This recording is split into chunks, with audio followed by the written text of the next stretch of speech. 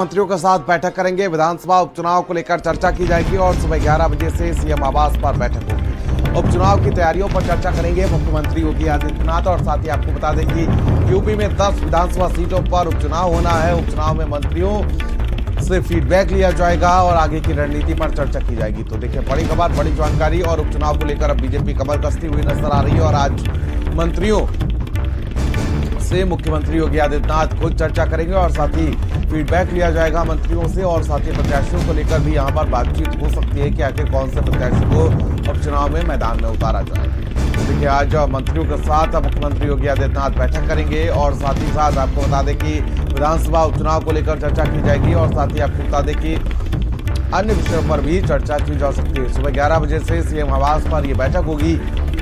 उपचुनाव की तैयारियों को लेकर चर्चा की जाएगी, साथ ही फीडबैक लिया जाएगा मंत्रियों से। और उसके बाद आपको बता दें कि प्रत्याशियों के चयन को लेकर भी आज चर्चा की जा सकती है। आज मंत्रियों के साथ बैठक करेंगे मुख्यमंत्री योगी आदित्यनाथ और विधानसभा उपचुनाव को लेकर आज चर्चा की जाएगी। संजय चौहान हमारे सहयोगी लगातार हमारे साथ बने हुए हैं। संजय, आज की बैठक बेहद अहम खास है। मुख्यमंत्री योगी आदित्यनाथ मंत्रियों के साथ बैठक करेंगे, साथ ही साथ प्रत्याशियों को लेकर भी यहां पर चर्चा की जा सकती है, क्योंकि ये उपचुनाव एक बदलापुर होगा बीजेपी के लिए। जिस तरीके से समाजवादी पार्टी ने लोकसभा के चुनाव में परचम लहराया।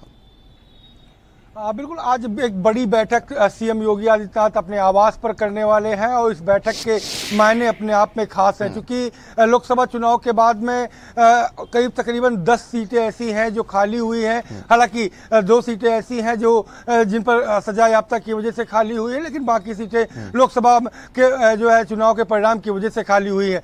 तो उन सीटों पर उम्मीदवार कौन उतारा जाए, इन मुद्दों को लेकर के जो अपने मंत्रियों के साथ सीएम योगी आदित्यनाथ आज मंथन करेंगे। और पहली बार ये देखा जा रहा है कि जो है किसी भी चुनाव के पहले, खास करके उपचुनाव के पहले मंत्रियों के साथ जो बैठक है वो की जा रही है। और सरकार बैठक कर रही है, संगठन की बजाय सरकार बड़ी बैठक कर रही है। तो अपने आप में एक खासी बड़ी और अहम है। हालांकि इसके पहले भी जो है सरकार ने अपने कई मंत्रियों को जिम्मेदारी सौंपी है। उन 10 सीटों की जीत करके आने की जिम्मेदारी जो है अपने 16 से ज्यादा मंत्रियों को प्रभारी के तौर पर लगाया है और एक एक मंत्री को 2-2 सीटों पर अलग अलग तौर पर क्रॉस चेक करने के लिए भी लगाया हुआ है। तो ये कहा जा सकता है कि हेड टू हेड जो कॉम्बिंग है वो सरकार ने पहले ही करके रखी हुई है। लेकिन आज मंथन होगा, प्रत्याशी के तौर पर मंथन होगा। हर सीट का किस तरीके का सिनेरियो बना हुआ है, वहाँ के मुद्दे क्या है, उन मुद्दों पर किस तरीके से चोट की जाए, वहाँ पर विपक्ष के धार को कैसे कुंद किया जाए, इन तमाम मुद्दों को लेकर के आज सीएम योगी आदित्यनाथ जो है अपने आवास पर ही मंत्रियों के साथ चर्चा करेंगे।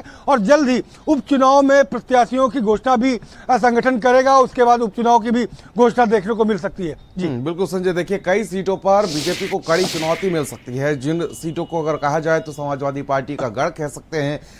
चाहे हम संभल सीट को लेकर बात कर लें, संभल की कुदर की सीट उपचुनाव के लिए खाली हुई है। साथ ही मिल्कीपुर सीट को लेकर बात कर लें, कुछ सीटें हैं जहां पर बीजेपी को कड़ी चुनौती का सामना करना पड़ सकता है। और ऐसे में कड़ी चुनौती का सामना करने के लिए एक बड़ी रणनीति बीजेपी को तैयार करनी होगी।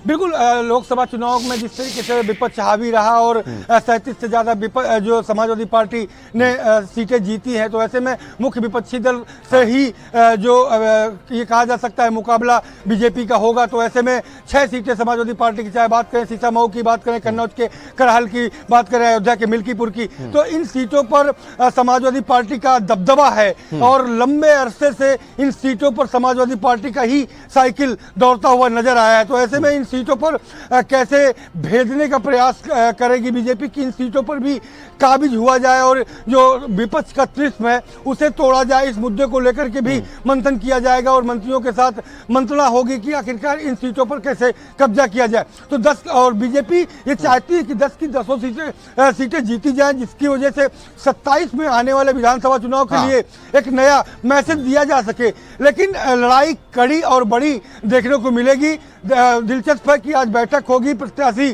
तय किए जाएंगे आगे आने वाले दिनों में। लेकिन विपक्ष इस बार मजबूत है और आक्रामक है। तो ऐसे में लड़ाई बड़ी और कड़ी देखने को मिलने वाली है। ठीक है, बहुत बहुत शुक्रिया संजय तमाम जानकारी के लिए और साथ ही हमारे साथ जुड़ने के लिए आपका। चलिए खबरों में आगे बढ़ेंगे और लखनऊ से खबर है जहां पर यूपी में 3 आईपीएस अधिकारियों का तबादला हुआ है। जहां पर आपको बता दें कुंवर ज्ञानंजय सिंह हापुड़ के एसपी बनाए गए हैं और साथ ही राजेश कुमार गाजियाबाद के डीसीपी बनाए गए हैं। एसपी हापुड़ अभिषेक वर्मा वेटिंग में रखे गए हैं। बड़ी खबर इस वक्त की आप तक पहुंचा दें जहां पर कुंवर ज्ञानंजय सिंह हापुड़ के एसपी बनाए गए हैं और साथ ही राजेश कुमार गाजियाबाद के डीसीपी बनाए गए हैं। बड़ी खबर, बड़ी जानकारी। और देखिए एसपी हापुड़ अभिषेक वर्मा अभी वेटिंग में रखे गए हैं। बड़ी खबर, यूपी में 3 आईपीएस अधिकारियों के तबादले हुए हैं और जिसमें अगर बात की जाए तो कुंवर ज्ञानंजय सिंह हापुड़ के एसपी बनाए गए हैं। बड़ी जानकारी।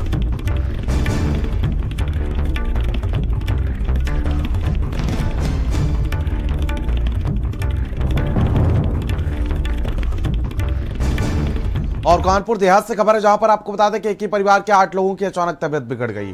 2 मासूम बच्चों की मौत हुई है। 6 लोग बीमार बताए जा रहे हैं। 2 मासूम बच्चे समेत परिवार के 6 लोग बीमार बताए जा रहे हैं। सभी बीमार लोगों का अस्पताल में इलाज चल रहा है। अधिकारियों ने बीमार लोगों से बातचीत की है, संदिग्ध बीमारों से बातचीत की है और साथ ही आपको बता दें कि बीमारी से ग्रसित परिवार के 6 लोग बीमार हैं। तहसील अकबरपुर क्षेत्र के गहौलिया गांव का पूरा मामला बताया जा रहा है।